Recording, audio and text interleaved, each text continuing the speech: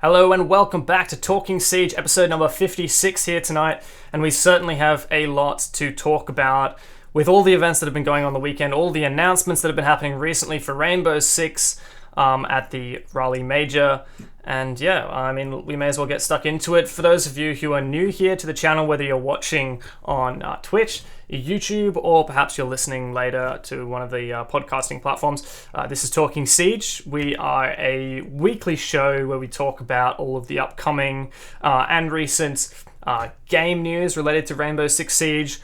Sometimes it's the wider Ubisoft community or Rainbow Six games. We'll cover all of the esports action that's going on, so whether that's pro leagues and other competitions. And of course, we feature a lot of community content as well, show what the Rainbow Six community has been up to. And so we may as well get into it. Tonight we've had a lot of announcements with Ember Rise, the new in-game content season, additions of the Battle Pass, the pilot program Phase 2 reveal, and of course the huge event that is the Major, plus we're going to highlight some cool community stuff related to that later on. So to take us through, I think, one of the most exciting things that everyone wants to talk about, Ember Rise, Cthulhu, what do we know? Right, so Ember Rise got finally showcased with the very cool video as well, which is essentially introduces us to a reworked Canal and two new operators. The where is it? The defender called Goyo, and the attacker named oh god. Amaro. There we go. Found it. still learning the names, but all in all, the whole setup looks pretty cool, and from the first initial look, it looks like it might be quite meta changing. It's both actually operators. So first of all, I want to get you guys' opinions on. We'll go with the defender first. So Goyo it's a 2-speed 2 armor operator that his main gadget is just being showcased on the video here, which is essentially a ballistic shield with the thermite. Well, not the thermite. Sorry. I guess thermite charge to a certain point. It spreads napalm essentially on the floor, and it's got a pretty hefty time on the area denial as well, which is 12 seconds that was showcased during the stream. What do you guys think about this whole, what are your first impressions?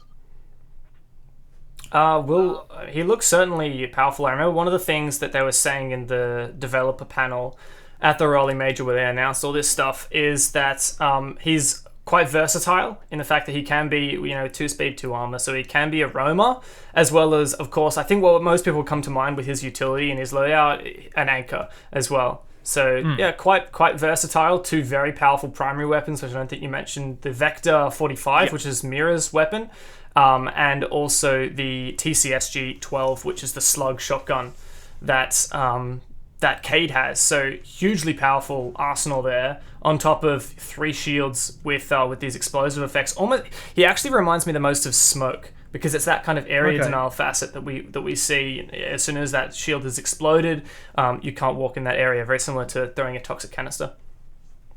Yeah, I mean, I'm really excited to see, as you mentioned, Dev, the Vector Mira's gun on a different operator, one that's maybe slightly more versatile, being a 2-speed over Mira being a 1-speed. So it'll be fun to see the potential roaming opportunities. I personally really like the Vector. And as you said, that shield sort of creates for more sort of area denial, if you will. I think Cthulhu mentioned earlier, Smoke is probably one of the sort of really big defenders in terms of sort of area denial that sort of lasts for a little while. Unlike a C4, it's sort of gone instantly. With this Smoke, it can sort of last upwards of 10 seconds. And as you mentioned, Cthulhu, 12 seconds of this sort of area denial, I think is really powerful. Yeah, and I like the overall trend that is being made here is that with Goyo, being a 2-speed 2 armor operator, you can play him both anchor and the roamer style. So all in all, I'm definitely quite excited. But while we now having the Amaro reel going on the in the theater, quick introduction to her. Essentially, I believe she's a 3-speed. 2 speed, 2 armor. A two speed 2 armor as well. Cool. My bad. Yeah. So, and her whole cool niche thing is she has the grappling hook that can pretty much do the yeet of your whole body straight to the point B from point A, and you can launch yourself through the window. You can go for a very horizontal play, and it's a pretty versatile gadget all in all. Albeit that you are still quite vulnerable whilst you being repelled in. So the moment you can only start dealing damage once your feet actually hit the ground, you pull out the weapon and you're ready to start blasting stuff. And she has a very interesting to me loadout because she has the Hibana's shotgun, which now you can slap a suppressor on. She has IQ's G8, and she has the ITA 12S as well as the SMG 11 that you can see right now on the screen. So, all in all, I'm interested because all of those weapons are very viable. What do you guys think? Yeah, I think it's really exciting. I guess something that I've found really cool with this gadget, and I guess is sort of a maybe you could call a buff to castle, is that if the window is actually castled, then the gadget won't work on it. So I think it's really cool to see that Castle and Operator I've been sort of toying around with a little bit recently, is sort of being kept in a cool condition. And I also it feels like over the last few seasons that IQ sort of with every single gadget that comes out, IQ's sort of getting slightly more powerful each time. But with this shield, it actually can't be detected by IQ's scanner. It can't be shot by a Twitch drone. Which is pretty cool, I think. Yeah, I think that Amaru seems, I haven't played it yet, but in my eyes, Amaru seems like a really powerful concept that has been dialed back with a lot of drawbacks that makes it in that perfect position that I love to see operators and gadgets in, that it's really good at some things, but has some big weaknesses also highlighted. So for example, you can get on top of a roof in just a few seconds. You can even get into the building by smacking down a barricade and getting inside within a few seconds from quite a large distance, as we're seeing on screen. But the flip side of that, it breaks the barricades straight away even before you start your ascension. So it gives a huge warning to anyone on the other side. So if you want, you can't just use this to blitz into the objective. Like, I was watching a piece of content created by Get Flanked, a YouTuber, about this. And he said he and all the other content creators that were flown out to Raleigh to trial this content, they all tried that, the rush straight up a hatch or into the objective, and it never worked. So it's a great concept that's been, I think, dialed back to a point where I think that the best uses of Amaru that we're going to see are actually going to be very creative ones that no one's thought of yet. And I think it's going to be less revolving around getting into the objective fast, but more either getting away fast from somewhere or getting an early angle, for example, at the start of a round, quickly getting onto the roof and then cutting off a rotation. So I'm just really excited to see how creative people are going to get. My personal thing I can't wait to do with this is so you have for your primary weapons, you have the choice of an auto weapon, the G8 LMG that IQ has, or the Supernova shotgun now with the suppressor, as you mentioned. Secondaries, you have the choice of a shotgun, the ITA, or the SMG 11, so shotgun or auto on attack and defense. So you could run two shotguns, you could run two autos, or you could run a shotgun auto, or you could run an auto and a shotgun. So what I'm excited for, yeah, exactly. Running the Supernova with a suppressor as a primary and the SMG-11 as a secondary, I think that it'll be a monster in close quarters and have good self-destruction. So I'm really excited to experiment with the Amaru, as I'm sure many people are. Yeah, and just all in all, yeah. We also saw a reveal of Canal. I was just about to say Coastline, which was a little bit nearly odd, but yeah, Canal rework actually looks completely different, and I'm actually liking this. I'm liking the trend that Ubisoft have been taking recently with the cafe rework, with the Canal rework as well, color coding a variety of places on the map and just expanding on it the way how it's just to expand the approach angles and routes over to the sites, because before it was a little bit on a bit of a funneling side, it was like it was still a decent map, but yeah, it obviously had some flaws in it. But all in all, I'm thoroughly excited. I'm really keen to get in digging my teeth into it. Yeah, one of the As am things. I. One of the things I'm really excited for about this map is look, everyone's talking about how it's changed the way that rotations work and the viability of different bomb sites, and how that you don't have to be pinned into one building or one room as much as before, which is that's well and good, love that. But I'm actually super excited for the art style that they have chosen for this map, and I'm not kidding or anything. This like look at this shot of the outside of the building. It is so clean. Everything is it reminds me of a map like Coastline, where you can see everything very clearly. There's no it's not a dark map, it's a very light map, which is not only graphically stunning but also really easy to identify different areas. I remember watching the panel, and it was Alex. I'm going to butcher his last name, so I'm not even going to try it. The presentation director from Ubisoft Montreal, who was explaining the map, and he was explaining the different staircases. They've added a new staircase. It's called Green Stairs. You know why? Because they made the walls in that area green. And guess what the other stairs is? That's also judged by another color.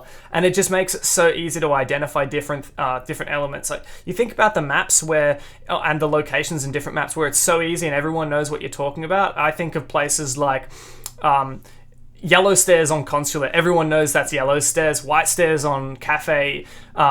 It's all of these locations which are really blue in Clubhouse, and it's really clear to identify. Whereas there are some areas in some maps, like on Consulate, people, Antechamber, what do people call that most of the time? Maybe something different. So I really like the way that they're using color and different styles of items and environments and the art to actually really assist in the gameplay. And that's one of the things I'm most excited for about Cafe, is getting into a map that I actually want to exist in and I actually want to play in. Sky? Any thoughts? I mean, I think Dev summed it up pretty well. Just sort of like, I think as everyone will, or maybe isn't talked about as much, but at a competitive level, call-outs are incredibly, incredibly important. And I feel like assisting players with these call-outs, and as you said, Dev, teams sort of for the same thing will have different calls. Antechamber, is it airlock? Heaps of different sort of interpretations of certain things. And I feel like, just by having these sort of color-coded, I feel like it assists with sort of learning the map. I feel like it makes learning the map a lot easier as well. Yeah, so that is pretty much the summary of what we so far got for the Operation Ember Rise reveal. We also were showcased the Battle Pass that will be coming in with the Season 3. So there's going to be 2 phases total. Phase 1 starts with Season 3, which is going to be the very first Battle Pass, which is essentially just gives you, it's all going to be free, and it will give us an insight into the lore of Siege, and it will be a fairly short one. It will be only 7 days, and by the end you can receive a Harry emote, who's the new Six, the new essentially leader of Rainbow Six, and I'm actually quite excited that Ubisoft is starting to put more lore into it, more kind of background into the game. But that is for now it for the Battle Pass. There will be more news, so stay tuned. We will be covering them as well. But for now, I do want to throw over to Sky, because we do also have a very exciting announcement as well. Absolutely. So something I think it's like EZCM_R6 beat us to the point here in chat. It's the pilot. It is the pilot program, phase number 2, and this time it is bigger. It is better. It is absolutely insane. I'm going to list. I know Dev's got a video playing, but I'll list off all of the teams and their respective skins for our audio listeners. So we've got. Actually, I'll give a brief sort of definition of what the pilot program is for anyone that doesn't understand. So the pilot program is a program developed by Ubisoft and Rainbow Six with the attempt to, in fact, I'll read the quote off now. So this is a direct quote from Stuart Ewan. I'm butchering his name. Ewan, it's all right. Ewan. He'll forgive you. And this is actually said in the panel. So he said the overall goal of the pilot program is to extend support to organizations and players within the top level of our community to make R6S esports a viable career path. So that pretty much sums up what it is. It's all about making pro players, organizations, sort of making it easier to, I guess, indulge in Rainbow Six and make that your career. So I'm going to list off all the teams and their respective skins now. So we've got Cloud9, who's an APAC team. That'll be Valk. Rogue have Jaeger, that's an NA team. Penta have Twitch, EU team. Norango have a Habana skin, and it does say Super Relax Boys on it. So I thought I'd point that out. That's pretty incredible. Na'Vi have the Doc skin. Liquid have the Vigil skin. Evil Geniuses have the Ash skin. G2 have the Sledge skin. And there's actually an incredible cinematic to go with that if you want to head on over to G2's YouTube channel. It's quite incredible the amount of work that went into that. SSG have an Echo skin. Empire have a Bandit skin. Fnatic, the hometown favorites, have a Nomad skin. Ints have a Thermite skin. MIBR have a Buck skin. And FaZe have a Kavira skin. So that's 14 teams, which is pretty incredible. And that's up from last pilot phase, which was pilot phase phase 1. Pilot program phase 1. Where there was only 11 teams. So we've got 3 more teams this round. And for anyone interested in the split, it's going to be a 70-30 split between Ubisoft and the team.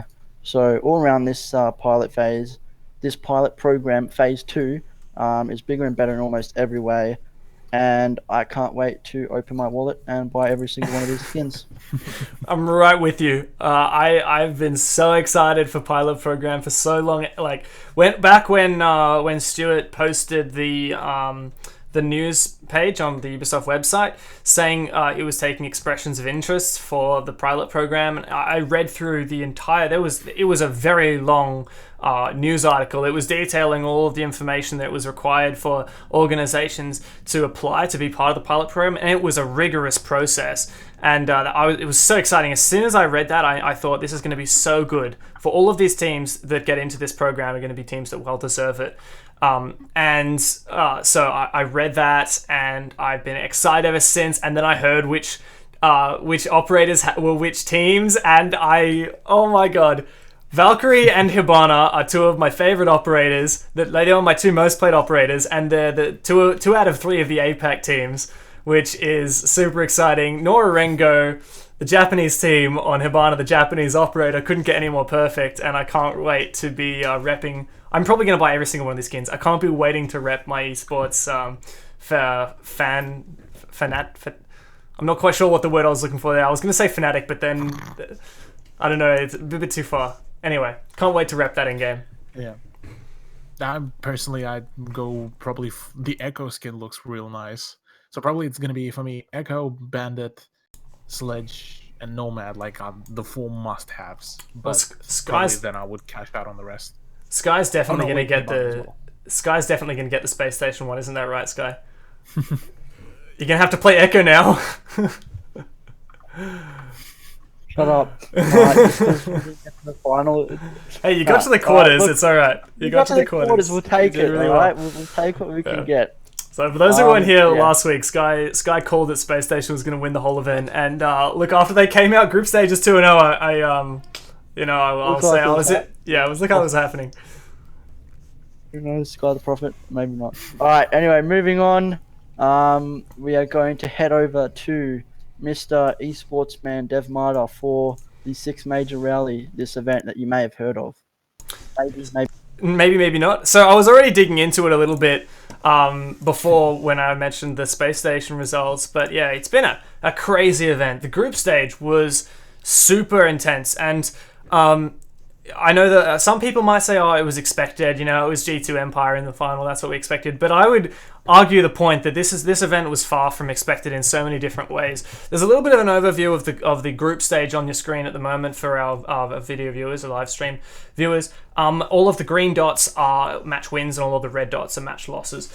So how the event works. If you don't know what the Raleigh Major is, Rainbow Six Esports has 2 huge events, 2 major events every year, as well as the 2 Pro League finals. It's a 6th Invitational every February, which is the largest event for Rainbow Six on the Rainbow Six calendar.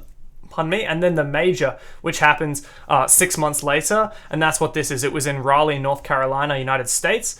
and we had 16 teams there, a split from all of the regions of APAC, Latin America, North America, and Europe. And there was the teams 16 were divided into 4 groups of 4 where they played, and out of each of those groups, only 2 teams made it onto the main stage to play in the playoffs. And that all happened in this last week. Let's go through some of the group stage results. So from Group A, I think with Empire coming through 2-0, defeating both Immortals and TSM, I think that was what people had expected out of Empire. They're a very strong team. For me, Group A, the main surprise was seeing how Norengo performed. The Japanese team, on the CGG predictions, most of the casters who had predicted had expected Norengo to make it out of groups alongside Empire, but it was TSM who got the upper hand. Norengo lost a match to Immortals, which was very surprising. I thought Immortals was going to be the weakest team at the event, but Norengo actually had to sub in their coach, Kazoku, the much-loved man, because one of their key players, Meryu, was sick. But nonetheless, TSM and Empire proceeded to the playoffs. Group B, G2, another crowd favorite, made it through without too much sweat, taking down APAC favorites of Cyclops, one of my favorite teams, who didn't manage to win a game. And then it was a bit of a close match between Rogue and Secret, twice in fact, but Secret did get the better of Rogue both times, so they made it through. Group C, we had this was labeled by Evil Geniuses. Peter Chow is the manager for Evil Geniuses. This group was named the Group of Death, and Peter Chow said it's called the Group of Death because EG was in it. Well, I don't think he realized that would actually be the death for EG, as they won their first game. It's the Group of Death for them. It was. They won their first game. It was Peter Chow, though. Oh, really? It was Gotcha. My bad. All right, my bad. So they made it through the first game, but then lost out in the end to both SSG and the Vodafone Giants, who Vodafone ended up making it onto the main stage alongside SSG. I was very impressed by SSG in particular. Vodafone Giants, after their really good online season, previously under the name Lestream or LFO, they had a really good showing, but they weren't quite strong enough to come out first seed of the group. SSG took that one. Ninjas in Pajamas, the one to fall short out of Group C. Onto Group D, it was Fours. I think the biggest upset was Fours came out first. That's the team out of Russia who've only just qualified for the EU Challenger League. Dark Zero and Fnatic were the ones to be kicked out of this group, as Fnatic struggled to find a game against either FaZe or Dark Zero. Dark Zero did take one game, of course, against Fnatic, but FaZe eventually crippled them and then made it onto the playoff stage. So, the playoffs. And this is where things got even more exciting. I guess one thing to note before we talk about playoffs is that most of these games in the group stage, and the playoffs for that matter, were 2-0s. And it's really crazy to see that so many of these games went only 2 maps. And onto the playoff stage, Fours took the first game against Giants, which was a really quick game. Giants just did not show up. G2 and Secret crushed North America's hopes and dreams by defeating Team Solo Mid, TSM, and SSG, and one of the closest matches of the tournament, Team Empire versus FaZe Clan, led Team Empire to head to the semis. And then G2, after some strong words, demolished Fours 2-0 in the semis, and Team Empire, Team Secret was a very close game, which Empire eventually won. And into the grand finals. Finally, we're back. After 6 months, we're back. G2 versus Empire in the grand finals. And my goodness, Can I just say, yeah. I called the winner of Rally. Oh yeah, I mean, I think a lot of people called that Empire were going to win, and spoilers, they did. It was a 3-1, and it took me almost all day to watch that match while I was doing other things, but it was an insane game, and I definitely thought during the tournament that G2 was going to win it because we had Empire lose a map in 3 games. One in the group stage, and one against FaZe in the quarters, one against Secret in the semis, and then coming into the final, they win 3-1. What did you guys think leading up to that match? I know, Cthulhu, you had your hopes for Empire, but coming into that match, did you really think they were stronger than G2? Yes. Well, okay. I feel that probably start to mid of the third map is where essentially G2 ended up going, well, becoming completely broken. Because what happened is G2 pulled out that win on the second map during the overtime. that's when they managed to finally claim the map. Whereas on the others, they were just absolutely lackluster. And I saw on Twitter, I saw in Twitch chat, people were saying, "Oh, saving strats." Oh yeah, nah, this that was not saving strats. That's just Empire. Like, yeah, you may argue that they were playing like going for very kind of basic plays and basic strats, but boy, those basic plays just won them essentially the whole major, and they done it with just some amazing finesse. And you look at how coordinated they were. It was just absolutely like on a whole new level. Like, it's on the level of G2. Like when before we would be talking, oh yeah, nah, G2 was on like completely other level from all the other teams that were in the major. Empire just reached that level, and I don't think they will be planning to stop anytime soon. So honestly, I'm quite excited. Sky, so in future, your eyes, yeah, with G2 coming through the entire event, they didn't drop a map all the way through group stage 2-0-2-0, coming into playoffs 2-0-2-0, and then they come to the final. How did this turn on its head? I'm not gonna lie, I haven't unfortunately had time to watch the final in its entirety just yet. But going off what you guys said, it seemed to be well, I think we were talking before the podcast, Cthulhu, and you sort of said that there were a lot of people going, oh, you know, the final was close, but then you sort of completely disagreed with that statement. In that the one map that was won by the one map that was won by G2 was won in overtime. And whereas obviously every other map was won by Empire.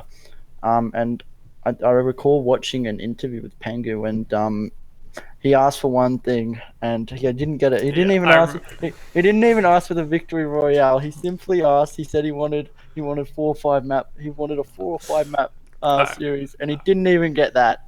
I remember that. So it was at the end of the Fours game, Pengu's interview, and Sky, I'll say he did get a 4 map series, so he's happy. Oh, yeah, he should be happy. He got a 4 map series. I'm in modified math. I don't understand.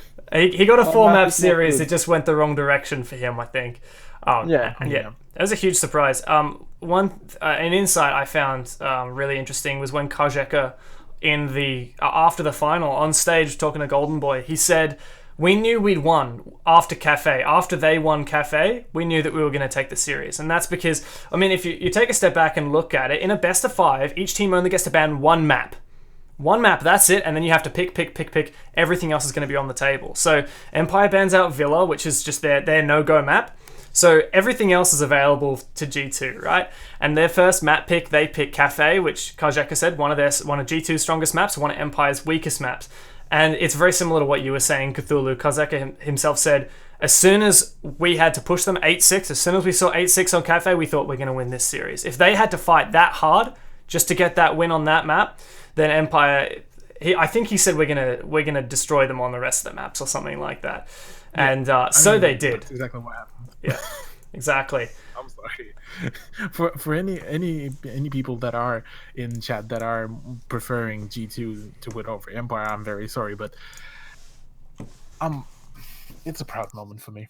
Oh yeah, we got a little bit of got a big win, and finally it's the king's dead, long live the king. Yeah, I saw that tweet from Milos. So yeah, a bit of Russian bias. I've got on the screen some Siege GG highlights. You can go and find them on the Siege GG YouTube channel. Yep. It's just a bit of a cut down, about 13-minute version of the grand final. So taking a step back from the grand final for a second, we touched on some things, but were there any particular teams, and I'm sure Sky, you'll have something to say here, any particular teams, any particular matches that you want to highlight that really stood out to you? Sky? Yeah, so I think in terms of teams, like when I made that prediction, I was throwing it out there a bit. I wasn't necessarily going off a whole heap. I did say that I had noted that their Pro League performance was sort of on an upwards trajectory, and that I thought they had sort of a good team of support staff behind them. But yeah, SSG, I honestly thought that they performed quite well. Being able to go 2-0 in group stage, and be that first seed is nothing to scoff at. And again, unfortunately losing out against Secret in the semis, but they still did all right. Like I've got to give it to them. Obviously the APAC teams, I would say most people would say that they probably underperformed, which is a shame. But at the same time, I think that APAC has certainly sort of proven that we deserve our spots at these incredible international events, time over time. And unfortunately, there's going to be bad days, and this was one of them, sadly. But yeah, I still love getting behind SSG. Again, they did lose out against Secret 2-0, but they gave them a fight on both maps. I think it was 5-7, 4-7. So good on them. And hopefully we can see them come back stronger. Something that made what you're saying made me think of is everyone has teams that they really like, teams they want to see win. Obviously I've got a bit of APAC bias. I love to see those APAC teams go far. The North American crowd loves to see the NA teams really step up. But when our teams get knocked out, everyone always finds another team to rally behind. You did that with Space Station. Is that pun intended? Everyone finds another team to rally behind. Ha! Let's say it was intended. Give myself the extra credit. People find a new team, and the crowd certainly did as well. And it was really exciting to see that level of energy from the crowd watching the G2. An EU versus EU match, and they certainly had their favoritism for G2 at times. And then when the tides turned and Empire started to step up, the team was very vocal, very impressed with their gameplay too. Yeah, and on the topic of finding like that secondary team to go for, it's always just nice to just see that like the community of Siege, like even when their favorite teams are out, they're still able to support yet another team and not just full on negative or something like we see in like say Yeah, I mean, I get what you're saying. A lot of people really stood up for another team when the chips were down for their own. For me, one of the teams, actually, all of the teams that I was super impressed by were all of the ones that got a map off of Team Empire, because there were 3 of them other than G2. There was TSM in the group stages, and they played really well. They played incredibly well against Team Empire. Took a very close 2-1. And then later on, it was FaZe who played them in the quarterfinals, and FaZe 7-1 to Team Empire on Clubhouse. And Clubhouse was a map which we ended up seeing Empire win against G2 in the grand final. So just get your head around that. Within the space of 2 days, they turned around a 7-1 against FaZe into a 7-5 against G2, the best team. Well, I can't even say the best team in the world anymore, because I think that it's pretty clear that Empire. I think it's pretty clear that Empire deserve that right now in their current form. And then of course Team Secret got very close as well to defeating Empire. And I think seeing Empire a little bit more humanized in those, not only those losses, but also in the emotion that they did display upon their wins, and the maturity that I think the team has had in the last 6 months. It was very great to see. Oh yeah. So I personally, actually, one last note on my end. I personally love to follow like some of the Twitter stuff that Dan from Team Empire posts, because he's got like the meme posts pre every match. He's got some of the plays, and you even like listen to some of the recordings when he posts like some of the nutty flicks or some stuff. He just genuinely gets like excited. Oh my god, I actually hit that! And he's like, oh, he doesn't go like all unimpressed. He genuinely gets excited about literally every big play. So closing thoughts on Raleigh. How are we looking forward to next event, guys? We have, I think, finally broken the G2 dynasty. People questioned it when they didn't make it to Milan, but I think we can confirm now we no longer have a dynasty in Rainbow Six. We have teams that we have teams that are mortal. We have teams that fight for their victories, and we have a lot of those teams now. It's incredibly competitive. What's it looking like for next event? What are you most excited for? Well, next event, we're talking MEO? I mean, like, on a global scale, so I'm thinking Tokoname. Tokoname, Japan, and the Invitational next year. If G2 qualifies, I'm expecting another Empire G2 final, really. Honestly, I think that I feel like with Empire again, obviously it was G2 for the longest time, but with Empire sort of rising up and now proving that they are the best team in the world at this stage, I think that really is living proof that another team can do the exact same. So I think that we're gonna at one of these events, I don't think the storyline is going to be G2 Empire. I feel like there's going to be another team that's going to rise up and really show these teams that they can be the best team in the world. And again, like we saw, as you noted, Devon Cthulhu, a lot of teams really did take it to Empire. So, I mean, with a bit more practice, I really feel like someone else can sort of stand up and take that spot. But we'll have to wait.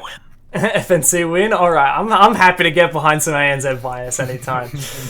Alright, so we've talked all about the Rally Major. What we haven't really touched on is everything else that goes on when we have these huge events, whether that's community content, or we've talked about how the esports floods into the game updates and the game announcement, but of course the community is a fundamental part of all of that. So Sky wanted to highlight one of the initiatives that has been going on surrounding the major from the community. Tell us about that, Sky.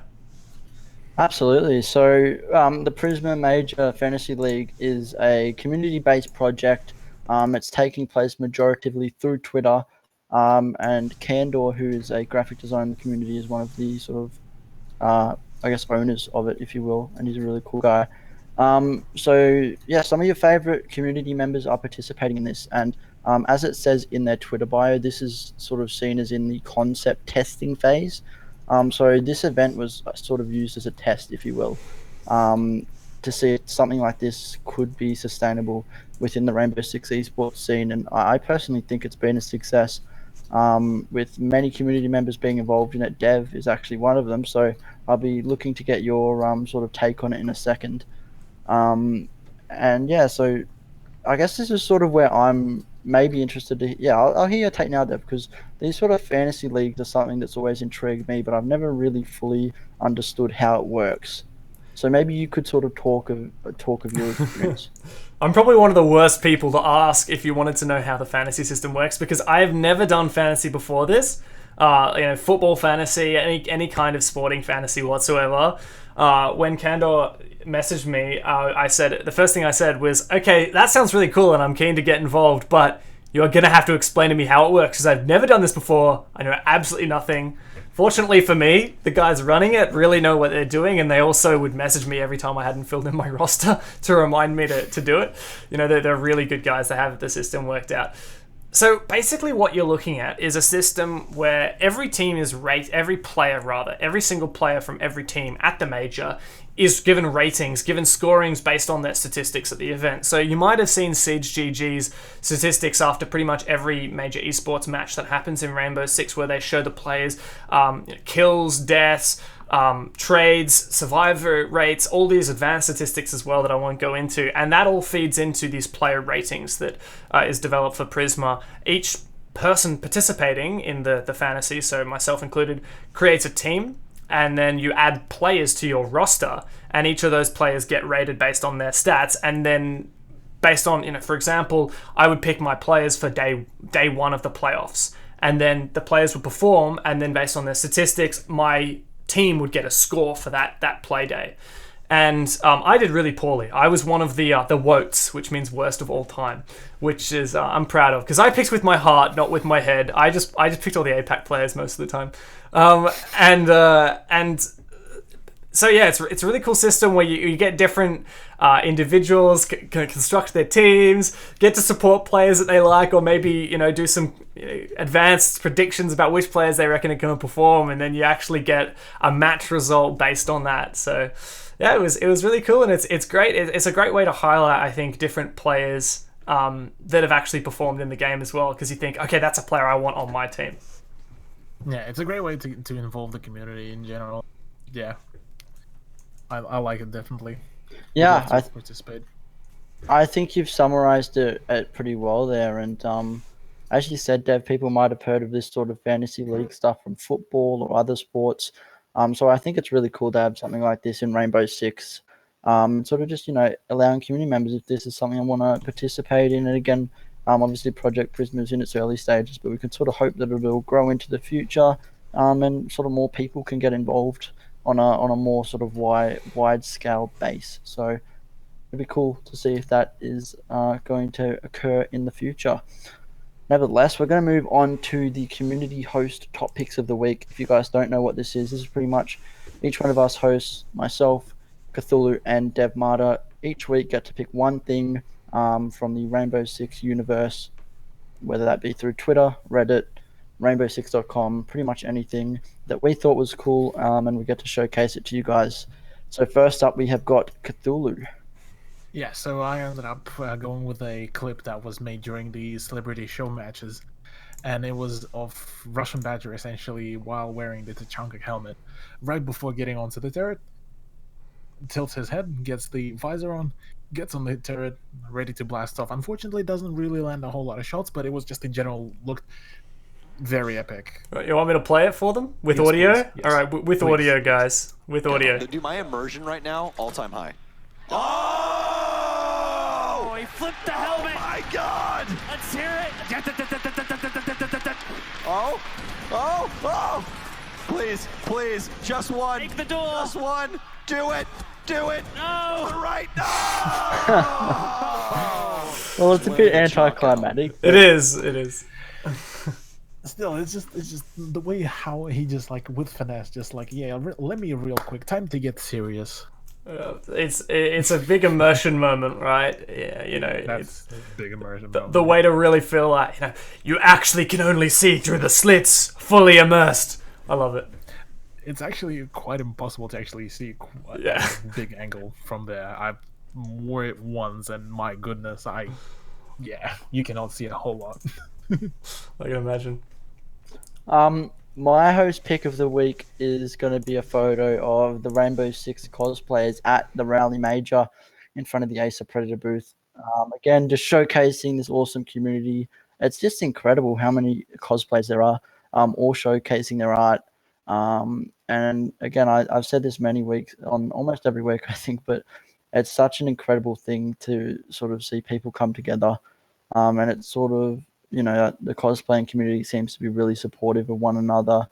And Bloodhound, who is an Australian cosplayer and a friend of ours, has cosplayed at more regional events like PAX, and I believe maybe we'll be cosplaying at MEO. So come check my man out. I'm sure there'll be plenty of other cosplays there as well. But yeah, I mean, it's just so cool to see. Like, I'm almost lost for words. Just how cool the community is. Nevertheless, we're going to go to Dev with his meme-tastic host. Look, okay, I love my host pick, but I just want to give some credit to your one because I love this so much. All the cosplayers. I got two big highlights. One, that Caveira Showdown cosplay. I mean, we see cosplayers all the time, and then sometimes we see cosplays of a particular skin. And then the Showdown skins, like, that's another level. I absolutely love it. And my last touch is seeing Echo in his natural habitat. I mean, isn't that just exactly how you see Echo in game? Prone in some corner somewhere, just on his drone the entire game. So I love that. But yeah, we're gonna jump over to my one. So this isn't necessarily a community thing, but it's something that was on the ESL Rainbow Six Twitter. It's a memey little video describing, basically it's a brief summary of what happened during this major. So I'm just going to let that play for you guys.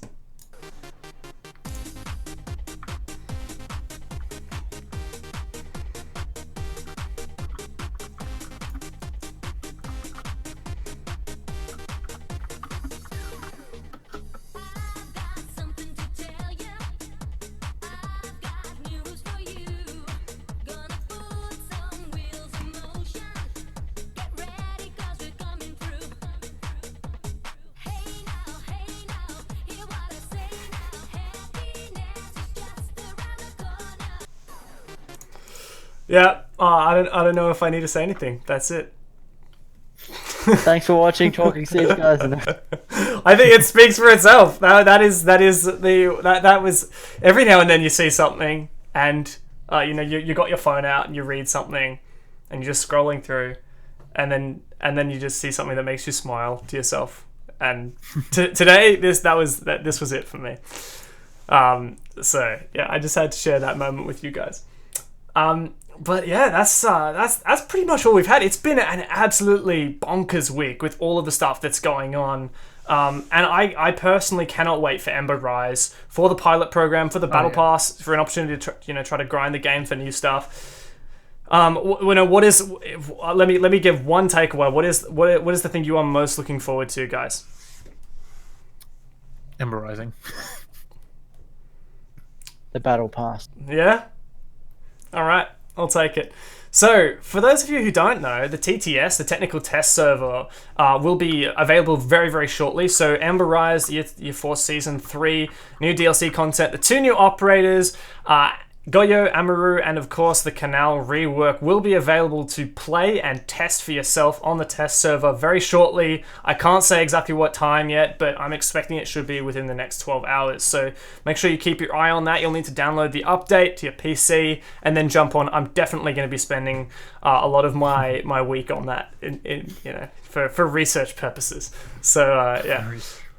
So that's it for the week, guys. We have so much that we have covered tonight, and we've only scratched the surface. So get out there, go look for your favorite YouTuber who's released a new video about Ember Rise. Go to Twitter and find out what's the most recent action that's in your area, and go and pursue that. Go look for that and seek out some stuff, because there's going to be so much content around Ember Rise coming shortly. And of course, we're only 2 weeks away from the Melbourne Esports Open, where we'll see 8 of the best teams in Australia and New Zealand compete for 50 grand. So there's so much to look forward to, and I can't wait for it. So until then, we'll see you there. Come back next week as well. We're here every single Monday, 8 p.m. AEDT, twitch.tv/Rainbow6ANZ, with Rainbow6ANZ YouTube channel where we're streaming, and also on several podcasting platforms. Just look for Talking Siege. Anyhow, until next week, go jump on the test server, and we'll see you then.